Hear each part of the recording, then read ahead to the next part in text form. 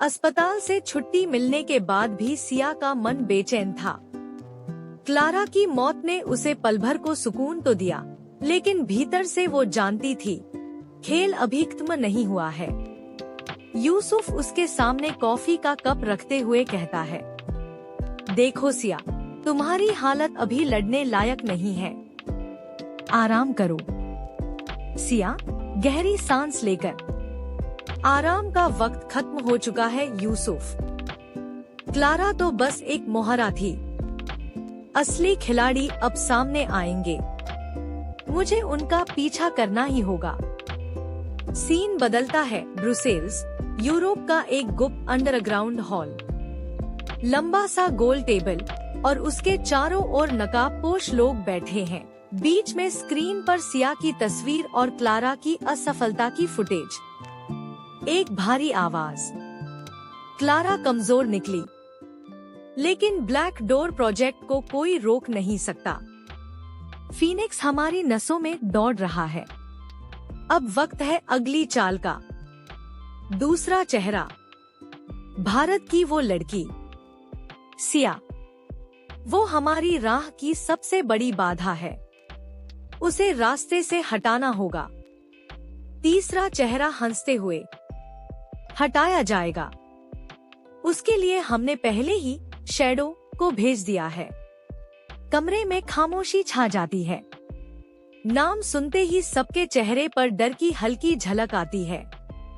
Shadow, जिसे कभी देखा नहीं गया, लेकिन हर बार उसके पीछे लाशें ही मिली।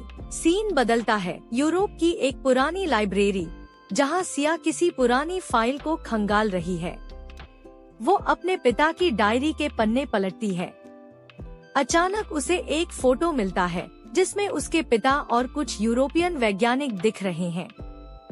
पीछे तारीख लिखी है, project black door, Brussels, 1995। Siya हैरान होकर, मतलब पापा भी उस प्रोजेक्ट से जुड़े थे? अचानक हवा में हल्की सरसराहट होती है।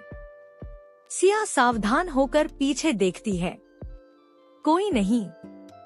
लेकिन तभी एक खंजर बिजली की तरह उसकी गर्दन के पास आ रुकता है।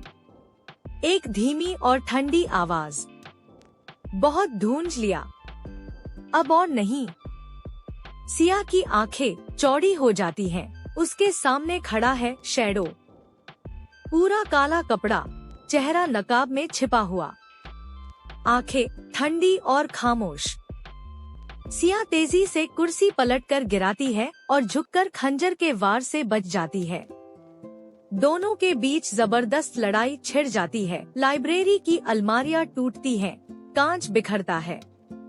शैडो अविश्वसनीय तेज है, हर वार जानलेवा, लेकिन सिया भी हार मानने वाली नहीं। एक पल में शैडो उसे पकड़कर दीवार से टिका देता है। उसकी आवाज फिर गूंजती है, तुम्हारे पिता ने भी सच जान लिया था, और अब तुम भी। सिया कराहते हुए, मतलब पापा को तुमने? शैडो धीमे स्वर में, हाँ। सिया की आंखों में आंसू भर जाते हैं, लेकिन उसी क्षण वो पूरी ताकत से शैडो के पेट में लात मारती है और खुद को छुड़ा लेती है।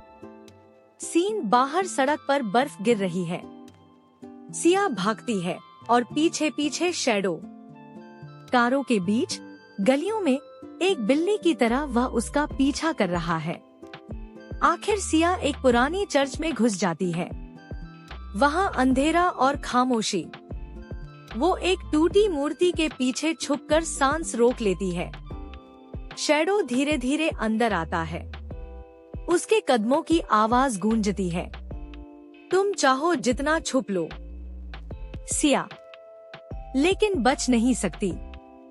पल भर में चर्च की घंटी बजती है और अंधेरे में सिर्फ उसकी ठंडी आंखें चमकती हैं। सिया के सामने अब सबसे खतरनाक दुश्मन है शैडो, जिसने उसके पिता की जान ली और अब उसकी भी जान लेना चाहता है। क्या सिया इस मौत के साए से बच पाएगी, या यहीं उसका सफर हमेशा के लिए खत्म हो जाएगा?